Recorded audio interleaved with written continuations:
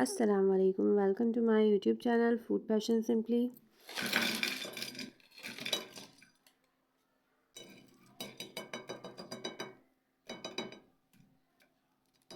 ये हैं प्याज और आलू से बने बहुत ही क्रंची मज़ेदार से नॉन ग्रीसी पकौड़े हैं जो कि आज हम बनाएंगे। ये बिल्कुल भी ऑयली नहीं है और अगर अभी तक आपने मेरा चैनल सब्सक्राइब नहीं किया तो चैनल को सब्सक्राइब कर लें और बेल आइकन ज़रूर प्रेस किया करें ताकि हर नई रेसिपी का नोटिफिकेशन आपको मिल सके। तो चलिए स्टार्ट करते हैं। बिस्मिल्लाहिर्रहमानिर्रहीम। रमज़ान स्पेशल रेसिपी है, इसको आप सेव कर लीजिए ताकि आपके बाद में काम आ सके। तो यहाँ पर मैंने 2 मीडियम साइज़ की प्याज ली हैं और उसको मैंने बिल्कुल भी वॉश नहीं किया है। और यहाँ पर मैंने 1 मीडियम साइज़ का आलू लिया था जिसको मैंने इसी तरह जूलियन कट्स में काट लिया था। यहाँ पे ग्रीन चिली ली है बड़े साइज़ की। थोड़ा सा मैंने 2-3 डंडियाँ जो है पुदीने की और 2-3 डंडियाँ हरे धनिया की लेकर मैंने चॉप कर ली है। इसकी जगह आप पालक का इस्तेमाल भी कर सकते हैं। यहाँ पर मैंने कुटी हुई लाल मिर्च ली है, आप हस्ब ज़रूरत ले सकते हैं। 1 टेबल स्पून मैंने कुटी हुई मिर्च ली है, उसको आप अपने टेस्ट के अकॉर्डिंग सेट कर सकते हैं। मीठा सोडा लिया है मैंने यहाँ पे और साबुत धनिया है, ये कुटा हुआ ज़ीरा है 1 टीस्पून और 1/4 टीस्पून अजवाइन है। ठीक है, और उसके बाद आपने नमक डालना है अपने हस्ब ज़रूरत, आपको जितना हो। यहाँ पे मैंने 1 टीस्पून लिया था। ठीक है, अच्छा आलूओं के बारे में मैं ये बता दूँ आपको, मैंने आलूओं को काट कर वॉश कर ड्राई कर लिया था। ठीक है, अब यहाँ पर हम शामिल करेंगे बेसन। बेसन पहले मैंने ये मेजरिंग कप से हाफ़ कप लिया है।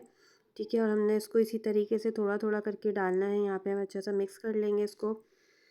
ठीक है, अगर हम इसको पानी में घोल लेते पहले तो वो या तो पतला हो जाता है या गाढ़ा हो जाता है और उससे पकौड़े सॉफ्ट हो जाते हैं। ठीक है, हमने इसी तरह कोट करना है अपनी वेजिटेबल्स पर। अभी यहाँ पर आपने देखेंगे जितना भी मॉइस्चर पानी वगैरह इसके अंदर होगा ना वो इस सब के साथ लिपट जाएगा। ठीक है, अब यहाँ पे मैंने 1/4 यानी कि टोटल मैंने जो है यहाँ पे 1 कप बेसन का इस्तेमाल किया था और मैंने थोड़ा थोड़ा कर कर ही शामिल किया था। ठीक है, अब यहाँ पे मैं 1 टीस्पून के करीब जो है वो ऑयल शामिल कर दूँगी। ठीक है, इससे भी पकौड़े बहुत क्रिस्पी बनकर तैयार होते हैं। ठीक है, आपने तमाम चीज़ें इसी तरह फॉलो करनी है। जैसे जैसे आप इंग्रेडिएंट बढ़ाएंगे तो ऑटोमेटिकली बेसन भी थोड़ा सा ज़्यादा लगेगा। ठीक है, अब यहाँ पे मैंने 1 से 2 टेबल स्पून लगभग 3 टेबल स्पून मेरे यहाँ पानी का इस्तेमाल किया था। बिल्कुल भी पानी नहीं डाला। ठीक है ना, ज़्यादा पानी नहीं डालना है। अगर आप इसको थोड़ी देर के लिए छोड़ देंगे तो ये सब्ज़ियाँ जो है पानी छोड़ देंगी, लेकिन मैंने यहाँ पर इसको फ़ौरन ही फ्राई करना था तो मैंने यहाँ बिल्कुल भी पानी का ज़्यादा इस्तेमाल नहीं किया। ठीक है, थोड़ा थोड़ा ही पानी आपने डालना है। अब इसके बाद मुझे लग रहा था कि वेजिटेबल सही से कोट नहीं हुई है तो मैंने थोड़ा सा इसमें बेसन और शामिल किया था। अब आप देखें इसके ऊपर अभी भी वेजिटेबल्स नज़र आ रही हैं आपको।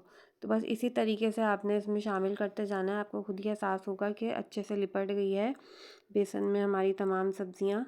ठीक है, इस तरीके से आपने मैश करके अच्छे से इसको करना है। इसी तरह गाढ़ा गाढ़ा बैटर बनेगा और जब ये हमारे पकौड़े क्रिस्पी बनेंगे। ठीक है, अब देखिए हमारा रेडी हो गया है। तकरीबन मैंने यहाँ पे 1 कप बेसन का ही इस्तेमाल किया है। ठीक है, अब देखेंगे 10-15 मिनट ही हुए थे क्योंकि ऑयल गर्म करने में थोड़ा टाइम लग जाता है।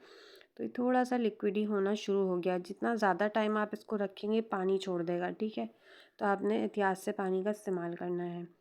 बस आपने मीडियम आंच पे तेल को गर्म करना है। तेल बहुत ज़्यादा हॉट नहीं होना चाहिए। तमाम इसके अंदर आप अच्छे से फैला के डाल दें। मैंने चम्मच से सही नहीं लगता तो मैंने हाथ से स्प्रेड करके इसको डाला है ताकि ये गुठली ना बने। इसमें सख्त सख्त गोल गोल आपने नहीं डालने हैं, ऐसे स्प्रेड करते हुए डालना है फैलाकर। अच्छा, अब यहाँ पर ना आँच आपने थोड़ी सी मीडियम से लो की तरफ ले जानी है और हल्की आँच पे इनको तलने के लिए छोड़ देना है। जैसे ही कलर चेंज होगा तो फिर हम थोड़ी सी आँच वापस से बढ़ा देंगे, तकरीबन मीडियम टू हाई की तरफ ले जाएंगे। अब जैसे कलर डार्क होना शुरू हो जाएगा और हमारा निकालने का टाइम करीब आएगा तो आप इसको तेज़ आंच करके अच्छी तरह से आपने हिला हिला कर आपने कलर देना है और इसको निकाल लेना है। अगर आप हल्की आंच पर ही चूल्हा बंद करके या मीडियम आंच पे आप इसको निकालते हैं तो ये सारा ऑयल जो है अब्ज़ॉर्ब कर लेता है। ठीक है, अभी यहाँ पे बिल्कुल भी ऑयल अब्ज़ॉर्ब नहीं किया है इसने। माशाल्लाह से देखें कितने क्रिस्पी बनकर ये तैयार हुए हैं। चेक करें आप इसकी क्रिस्पीनेस। बस यहाँ पर हम अपना दूसरा बैच भी इसी तरीके से फ्राई कर लेंगे। एक और बात मैं आपको बताते चलूँ कि बेसन जो मैंने इस्तेमाल किया था वो मैंने ऑलरेडी छान कर रखा हुआ था। आपने भी बेसन को छान कर ही इस्तेमाल करना है। ठीक है, ये देखिए मज़ेदार से हमारे पकौड़े रेडी हो गए हैं।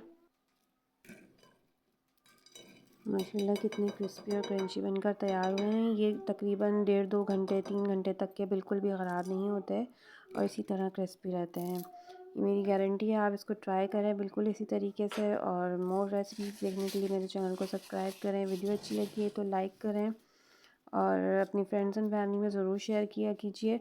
ये देखिए यहाँ पे बिल्कुल भी इसमें ऑयल नहीं है, जैसे मैंने आपको बताया। जिस उसी टिप्स को आप फॉलो करते हुए अगर आप इन्हें बनाएंगे तो बिल्कुल भी ऑयली नहीं होंगे। आप इसको ग्रीन चटनी, इमली की चटनी या फिर केचप के साथ आप इसको एंजॉय करें। ऊपर से इसकी चाट मसाला छिड़क दें। इस पकौड़ों का अलग से चाट मसाला आपको बाज़ार में अवेलेबल होता है, वो आप इस पर डालें और इन्जॉय करें। मोर रेसिपीज़ के लिए मेरे चैनल को ज़रूर विज़िट कीजिएगा। इंशाल्लाह बहुत जल्द मैं आपके साथ और रेसिपीज़ शेयर करूँगी। और आप ऑलरेडी मेरे चैनल पे इमली की चटनी और बहुत सारे और रमज़ान स्पेशल रेसिपीज़ मौजूद हैं, जाकर आप देखिए, चेक कीजिए और मेरी वीडियोस को लाइक करना मत भूलिएगा। Thanks for watching. अल्लाह हाफ़िज़।